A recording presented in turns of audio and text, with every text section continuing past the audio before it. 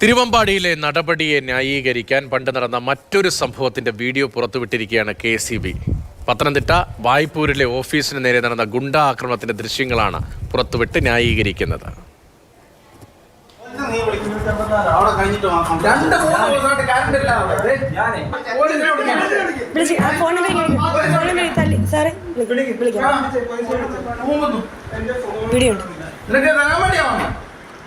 അതിന് തല്ലേണ്ട ആവശ്യമുണ്ട്. ഞങ്ങൾ നിന്റെ ഫോണിൽ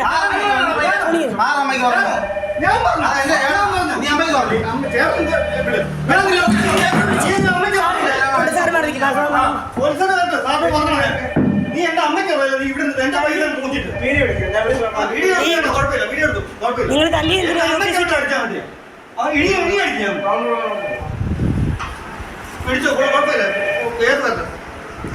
ഒരു ഓഫീസിൽ കയറി തല്ലുന്നത് ശരിയല്ലല്ലോ.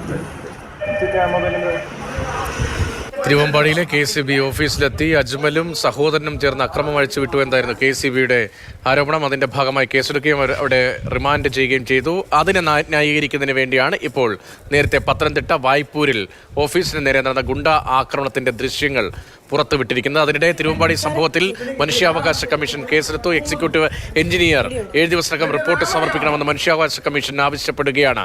ജീവനക്കാരെ ആക്രമിക്കില്ലെന്ന് ഉറപ്പ് നൽകിയാൽ റസാഖിന്റെ വീട്ടിലെ വൈദ്യുതി പുനഃസ്ഥാപിക്കാമെന്ന് ചെയർമാൻ ബിജു പ്രഭാകർ പ്രതികരിക്കുന്നുമുണ്ട്.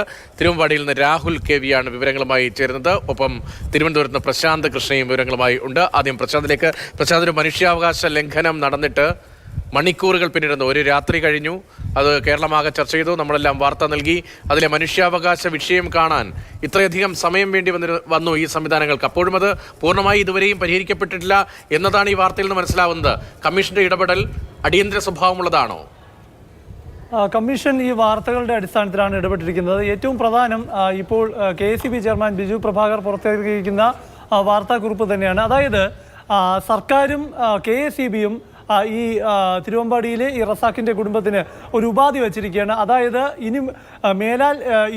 ഇനി ഒരിക്കലും ഇത്തരത്തിൽ KCB ജീവനക്കാരെയോ KCB ഓഫീസോ ആക്രമിക്കില്ല എന്ന ഉറപ്പ് നൽകിയാൽ ഇന്ന് തന്നെ വൈദ്യുതി പുനഃസ്ഥാപിക്കാം എന്ന വ്യക്തമായ ഉപാധിയാണ് വച്ചിരിക്കുന്നത്. അത് KCBയുടെ മാത്രമല്ല, മന്ത്രി K കൃഷ്ണൻകുട്ടി നൽകിയ നിർദ്ദേശത്തിൻ്റെ കൂടി അടിസ്ഥാനത്തിലാണ് ഇങ്ങനെ ഉപാധി വച്ചിരിക്കുന്നത്. അങ്ങനെയാണെങ്കിൽ അതിനുവേണ്ടി ആ ഉറപ്പ് വാങ്ങുന്നതിന് വേണ്ടി ഉദ്യോഗസ്ഥരെ തിരുവമ്പാടിയിലെ റസാഖിൻ്റെ വീട്ടിലേക്ക് ഉദ്യോഗസ്ഥരെ അയക്കാൻ കോഴിക്കോട് ജില്ലാ കളക്ടർക്ക് നിർദ്ദേശം നൽകിയിരിക്കുന്നു സർക്കാരും KCBയും.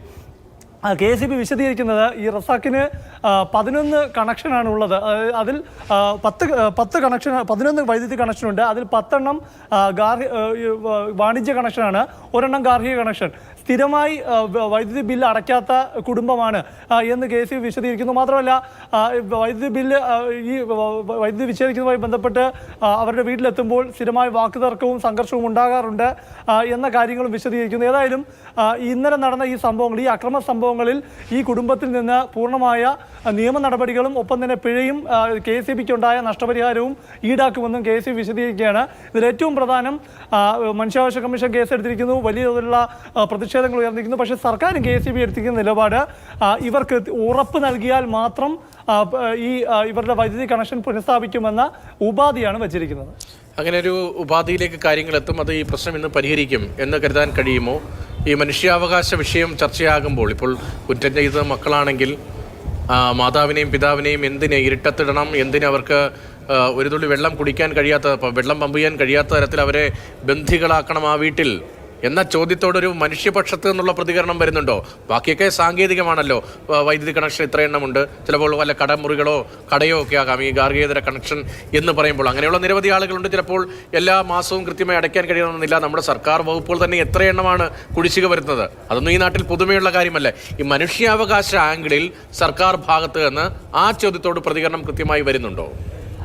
നിയമപരമായി, അതായത് വൈദ്യുതി വിച്ഛേദിക്കപ്പെടുന്നു, അതായത് അവർ ബില്ല് അടയ്ക്കാത്തതുകൊണ്ട് വിച്ഛേദിക്കുന്നു.